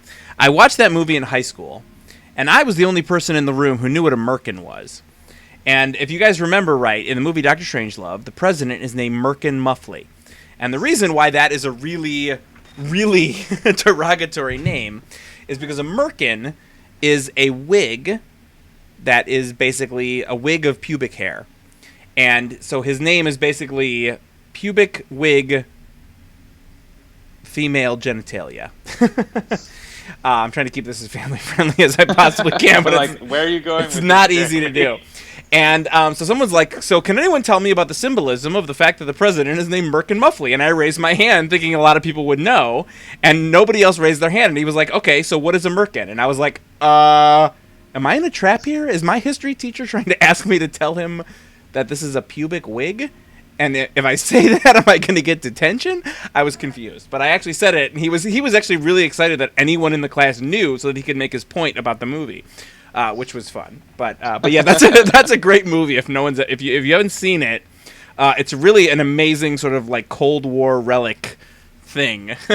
Yeah, I have the special anniversary Blu-ray thing. It's like the only Blu-ray disc package I've kept. Yeah, it's Blu-ray like disc. It's the what's it called? The Criterion Collection, maybe? I don't think so. It's like a special anniversary one. It has an art book and stuff. Oh, cool. I may have that same one. It's a little hardcover book with the Blu-ray inside it. Nice. With some extra bits and stuff. But yeah, and a really great transfer and everything. Yeah. All right. So, yeah, I don't think we're going to have time to play a second game tonight because it's already 8:30. And John has to get sleepy because he's got bugs to fix tomorrow that we discovered on the stream. But we can answer questions. We can definitely answer questions. So if you have questions, mention us at Handelabra Games in the chat, and we will do what we can to answer them. While that's happening, I'm going to go back to the main menu and maybe pop into the multiverse because something that everybody was very excited about is Guys! We actually have the new artwork for Guys. You're not going to get to see all of it tonight, but you can see that he is, in fact, in the game. The reason why we're not playing him tonight is because, man, if you thought we found bugs with Wager Master, let me tell you what you would see if we tried to play an actual Guys game right now. Harbinger's like, you can't fight in here. This is the war room. Yep, that is one of those classic lines. We're at 85,447. At 85,000, we unlocked the new instant variant unlock of Omnitron-u, which we just sort of showed off. What's the next stretch goal, Jeremy? The next stretch goal is Show Off, and that unlocks at 90,000, and that is all backers will get a in-game multiplayer avatar exclusive to the Kickstarter that you will not be able to get under any circumstances unless you back the Kickstarter. So make sure you get that. The next one after that is 95,000, which is and there's been quite a lot of talk about this, which is the Season 2 preview pack, Rift in Time. And that one is basically going to allow you guys to start playing with Setback, play against Choke Point, and play in the Temple of Zulong sometime this summer, well in advance of the launch of Vengeance, which is probably going to be sometime in the fall. Some people are kind of excited about Setback being in that pack. A little bit. We actually received a number of requests when we announced basically right up front that we were going to be launching Wrath of the Cosmos before Vengeance for what I would hope would be obvious reasons. A lot of people were like, can we maybe just get Setback first? Because Setback is really awesome. And because I don't play on the tabletop often enough, I've never played as Setback. So I'm very excited to play as Setback. So you guys should really get us to 95,000. All right, we have some questions coming in. Does Wager Master have art for every one of his win conditions? No, that is his winning art for any condition. What is the craziest bug you found with Guys? Jean-Marc answered that he was getting into infinite loops. We haven't really fully gotten into testing Guys yet, but so I'm not sure if we have a list of craziest bugs yet, but infinite loops are pretty good. Infinitor had one too, surprisingly enough. And then there was I don't know if it actually technically qualifies as an infinite loop, but it was definitely a break the universe thing where Blue Goo could go on a construct and the construct could go on Blue Goo. That's right. Blue Go, excuse me. Blue Go would move to a card that was next to him, and that would cause problems. Yeah. It was infinite cards all the way down. Agent Panic asks, I have a question about the villain foil pack. Are we getting new art for every individual villain in the game minus the Oblivion villain? So here's the way the villain foil pack is going to work. It is all new artwork as compared to what is existing in the video game. In the video game, every villain character card at this point is the original villain character cards, meaning the ones that were released either in their individual packs, in their individual mini expansions, etc., etc. The oversized villain card pack was new art for every single villain in the game, and none of that has made its way into the video game yet. So that the new oversized villain pack. Right, the new oversized villain, exactly, right. So that artwork is going to be coming to the video game for the first time as a result of the villain foil pack. Yep. We're not sure if there's going to be new artwork for the Vengeance or other oversized cards. If there are, then they will be in there. If there aren't, then they'll be the art that we have. That's basically what we can do. Yeah. So basically, we'll just sort of go over this real quick. So heroes. Once the hero foil pack ships, you will have the option to choose regular or classic hero, new art hero, or new art hero with foil. On the villains, if it's a singular villain, so like just playing against Baron Blade or Citizen Dawn, you'll get to pick regular, classic villain, new art villain, or new art villain with foil. Vengeance is still an open question. Oblivion is still an open question. So I hope that answers. That's going to depend on what Greater Than Games makes for the packs on their side. Exactly. Because that drives what we have available. Question, does the Google Play version on the Kickstarter also unlock the Android mobile version? Google Play is an app store on Android devices, so yes? Yeah, that question is a little cryptic. So if you back and you get the Google Season 2, you will get a code to get Season 2 in your Google Play version of the game. I hope that answers that question. Yes, it doesn't get you the game. It doesn't get you the game. It doesn't get you Season 1. So that doesn't get you anything on Amazon. Right. Yeah, and that's a question that we've had quite a bit. Is so because with Steam we can offer all kinds of stuff. We can offer you the core game. We can offer you the Season 1, but that is not the way that it works. On Google, we only get a specific number of codes that we're allowed to generate, and we're only using them for Season 2 and for the foil packs. That's it. We're not offering a way via the Kickstarter to get the core game or Season 1 just because we don't think we'll have the codes to do it. Yeah, they're very limited. They're very limited. Evil Dice Monkey asks, who will get access to the preview pack? Backers, anyone who has a Season Pass 2, or everyone? It'd be anyone who has Season Pass 2. Yeah, so let's talk about this for a second. So, assuming we get to the point where Season Pass Preview Pack is going to be a thing, restore purchases or whatever, when we launch that, whether it's Vengeance in the fall or Season Pass Preview Pack during the summer, it will not only launch as codes to be shipped to the backers, but also it will then first piece of content you'll get will be the Season Pass Preview Pack, and it will include Setback, Choke Point, and Temple of Zulong. And from that moment forward, every new thing that comes in Season Pass 2 will be yours automatically. On Steam, it downloads automatically. On Google, you may have to, restore purchases or whatever. When we launch that, whether it's Vengeance in the fall or Season Pass Preview Pack during the summer, it will not only launch as codes to be shipped to the backers, but also it will then go on sale on all the various stores. If you purchase Season 2, you will get the Preview Pack at that point. Season Pass Preview Pack will not be available separately. So it won't be like a separate thing that you can get for like $1.99 or $2.99 or $4.99 or whatever. It will not be a separate thing. The only way to get it will be to buy Season Pass 2 in its entirety for $25 or $20 if you're buying it during the mobile discount period. Or back to Kickstarter. Or back to Kickstarter, right. Which is the best way. Exactly. Because you get all kinds of extra free stuff. Yeah, like free soundtrack, wallpaper packs, avatars, etc., etc. All right. Next question. Speaking of Season 2, are you looking forward to La Capitan's Villains deck where the entire game stops in the middle of a turn for the environment and villain decks to take complete turns? Absolutely. After Wager Master, that's going to be simple. Right? Right. Handelabra Games, what deck needed the most rules clarifications from GTG? So this is different than, oh, this is a thing that's obvious, but it's really weird and hard to implement. Question is, which one needs the most rules clarification?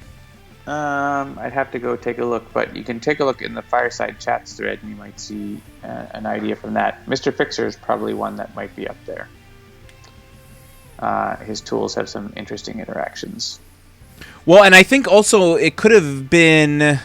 I mean, maybe this was only considered to be one rules clarification, but like when Fixed Point came, that had a number of effects on things like cards, like, for instance, with Mr. Fixer, like if a tool says when this tool goes into play, other tools come out of play or whatever, we had to get some clarification on how exactly that would work too. So I don't know if that is more than one clarification because it was really only one card, or how exactly that would be I would count that as a Mr. Fixer thing. Yeah. Because there could be any other deck that has an effect that makes his tools indestructible, right? So Gav asks, why was omnitron-u the variant? Was that the only one available? As we said in the thing, we basically worked directly with Greater Than Games to decide. We went to them and said, hey, for our Kickstarter, we really want to have a new variant that can be something that is like a special thing that would be like digital first. And they said, all right, well, let's look at what we have. And they basically picked it. They said omnitron-u. I think the first time we had the conversation was before the Oblivion Kickstarter, and it was during the ARG. So we kind of knew that omnitron-u was a thing that was coming, but we didn't yet know about variants like Visionary Unleashed or Skyscraper Extremist. We didn't know about a lot of the Oblivion Kickstarter variants yet. So they basically said, omnitron-u is going to be the one. We'll get you that one. And that was sort of how we had to get this ready, as you might imagine, well in advance. Yes. So actually, another little peek behind the curtain, since I know you guys like that so much. omnitron-u has actually been in the game since Wrath of the Cosmos shit. Because we knew, all right, we got this Kickstarter, it's coming up, we want to be able to offer this amazing immediate unlock. How can we make that happen?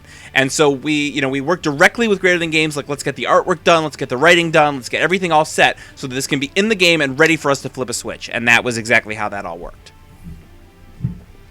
All right, so... Does foil make the in-game art shiny? Yes. That is the idea. We are working with figuring out different ways to make that look cool. We're going to experiment with different effects. The main thing we need to know is what they're actually going to look like in real life, because we want it to echo that to some extent. So that's something we haven't seen yet, and so we're looking forward to that, and we'll be using that as part of our template for how we can make them look. Definitely. They may or may not look like Magic or whatever different foil cards, so we'll have to see. Can heroic versions of villains fight their villain counterpart when Oblivion comes out? Absolutely. That's right. Luminary can fight Baron Blade, and so on. Yeah, Akash Thria versus Akash Buta. That would be a very interesting fight. La Commodora versus La Capitan. That'll definitely be fun. Lifeline versus Deadline. Good stuff. Cytosine asks, when is the stream starting tomorrow? It is 11 a.m. Eastern Time. Yes, and we will be showing off. Thank you for bringing that up, Cytosine. So we will be showing off the only member of the team that you have not heard from regularly yet, which is Jennifer. Jennifer's definitely been on the live stream occasionally on Tuesday nights, but she's going to be showing you a bit of how Omnitron 4 was put together, and sort of as a result of that, discussing our general environment process. She'll be showing you how she puts that together in Unity, talking a little bit about how she plans out environments, how she captures environments, etc., etc. Skyrider asks, Rowlett, Lytton, or Poplio? I don't know any of those words. I also don't. I was hoping that was some pop culture reference that you would get. I have no idea what any of that means. So feel free to clarify further down. I'm actually further up in the chat so I can make sure I don't miss any of the questions. And I'm only going to go with the ones that mention us. So Thirdangius asks, do you know what's going on Omnitron-u's in-cap side? Let's bring that up in the multiverse so we can see what he's talking about. I think have to ask Christopher. Yeah, I was going to say the answer is probably no, but let's bring it up anyway. Variants, show cards, and flip it over. Oh. Yeah, it looks like Omnitron X and Omnitron-u next to each other. In potentially Omnitron 4?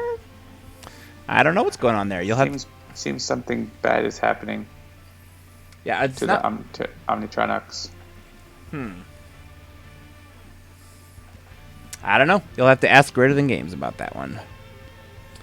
All right, and that seems to be the last question. Yeah, they're doing a fusion dance to become Omni XYZ. Yes, they're playing drums. Neil Peart stands alone. That's Canadian. Someone mentions, I hope Christopher makes unique opening dialogue. Every nemesis has unique dialogue with their nemesis, so you can see that when you play Omnitron-u in the game. Yes, that's actually something that is... We have a really specific spreadsheet that shows what each character says against other characters. And so there's sort of like each character has their default line and they have their nemesis line. But obviously there's a number of characters that have multiple nemeses. So like Iron Legacy has a lot of columns. Yeah, Iron Legacy has a lot of columns in that spreadsheet because he has a lot of nemeses. And they have a lot of variants. Yeah, and actually there is a certain amount of... There is, at this point, there is a precedent for specific lines that are outside of the Nemesis mechanic. So specifically, I believe there is at least a Young Legacy and potentially a Grandpa Legacy versus Iron Legacy. Iron Legacy and all of the other legacies have lines with each other. So even though they're not technically nemesis, because in the lore of Sentinels they do not coexist, so they're not nemesis, but they do have specific lines against each other. All right, Techno Magus asks, will guys have a pool of random lines to open with instead of a fixed one-liner? Stay tuned. Third Angius asks, I'm surprised that Wraith Price of Freedom doesn't have an interaction with the chairman, considering she's the chairman. That doesn't seem like a question, but okay.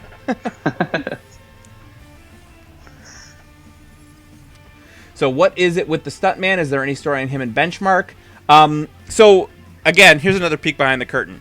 We do have a little bit of access to story that you guys may or may not have, but the vast majority of the story exists in Christopher's mind and Adam's mind.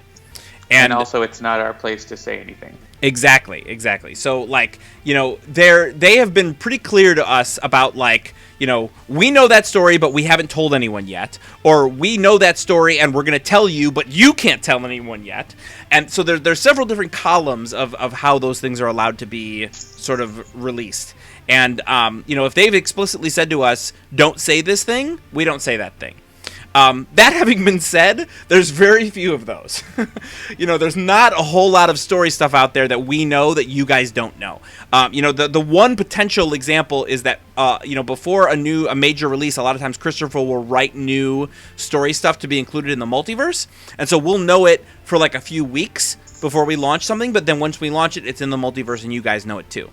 So, yeah, there's not a whole lot of stuff that we're able to really talk about that, you know, you guys wouldn't know, because either Christopher has explicitly chosen not to say it, or he's released it in other means, or he's released it on the forums, or he's confirmed it in a tweet, or those sorts of things. So, all right. A question about when will beta access go out for the Super Scientific Collector. We'll be collecting your info with the survey, and we'll be in touch about that pretty soon. Yeah, I mean, assuming that we do get to a scenario where the Season Pass preview pack is going to be a thing, that is most likely going to be the first beta wave that beta testers can expect to be participating in.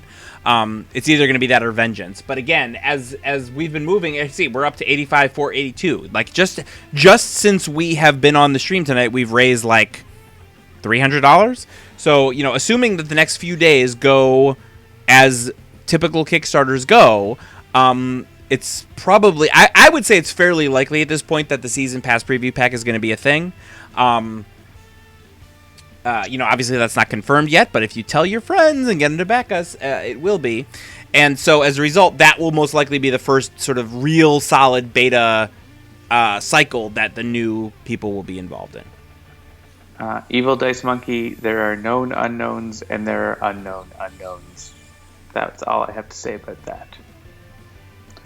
Techno Vegas asks, will beta testers be allowed to stream their games, or is it strict confidential? If you are accepted to our beta team, you will have the answer to that question. There's some stuff that we're okay with you talking about and streaming. There's some stuff that we're not. And once you become a member of the beta team, you will be privy to exactly how that all works. And Cypher Enigma asks, do I have to sign an NDA? I mean, I don't know that it's technically a legally binding NDA, but we have guidelines. Like, here's the stuff you're allowed to talk about, here's the stuff you're not allowed to talk about, and you will have to agree to that. And if you don't, we'll kick you out of the beta team. It's that simple. Yeah. Yeah, there's no legal document, but there's more of a, like, you know, by joining the beta, you agree to this, and please don't be a jerk. What will be the nature of the game the Super Scientific Tachyon or Super Scientific Collectors get to play with you guys? Basically, the goal for that was to let you sort of hang out with us. If you guys want to hop on Skype with us, we'd be happy to do that while we're playing. It's not necessarily a stream, but potentially, if we're looking for people to hang out with us on the stream, maybe. You know, we haven't really... There's nothing really specific on the books about how those are going to work. We're basically going to contact each of you, sort of get your multiplayer user ID, so we know how to contact you, so we can play with you, your email and stuff, and then we'll sort of work it out from there. How do we sign up to be beta testers? Right now, the way to sign up to be beta tester is to back us at either the Super Scientific Android collector or Super Scientific collector backer levels. That is the only way to become a backer level, a beta tester right now. Occasionally we have open calls for beta testers, but right now we're actually pretty solid on beta testers, aside from the people we'll be adding as a result of the Kickstarter. We have a really amazing beta team. Yeah. We love you, beta testers. They have not only helped us figure out a lot of the bugs in the game, but they actually helped us vet a couple of the issues in the Kickstarter up front, which was fantastic. You know, a couple of things that we weren't really sure about that we put in front of them, and they helped us sort of work out how the Kickstarter was going to work, so that was amazing. Yeah, our beta testing team is really sort of the extended Handelabra family at this point. So, you know, there will be a number of people, I think at this point, somewhere in the 20 to 25 range of people who have backed at the high levels to become beta testers. And I'm assuming some of those people will become awesome Rockstar beta testers, just like our other people are. And if we find that we need more, we will do another open beta call sometime later, but I don't foresee it in the near future, no. And whenever Jeremy says we love our beta testers, that includes alpha testers. Yes, alpha testers and beta testers. Basically, our mega computer testers, our alpha testers, our beta testers, basically anybody who works with the game before it actually hits general release. Those people find stuff that if we had to find it all ourselves would take us so long. It would be so hard to do. And it allows us to make the game what it is, because without them, we would be spending a lot more time. It would take a lot longer in between releases, because there's especially now with guys. Oh my goodness. Yeah. Well, it would take a lot longer for us to get to something we thought was good enough, and then there would be 10 times more bugs that we missed. Yeah, exactly. Technomagus asks, can we get the ability to adjust sound music volume in game and not just from the main menu? I've added that feature for you this moment, and I've gone back in time and added it since October 2014.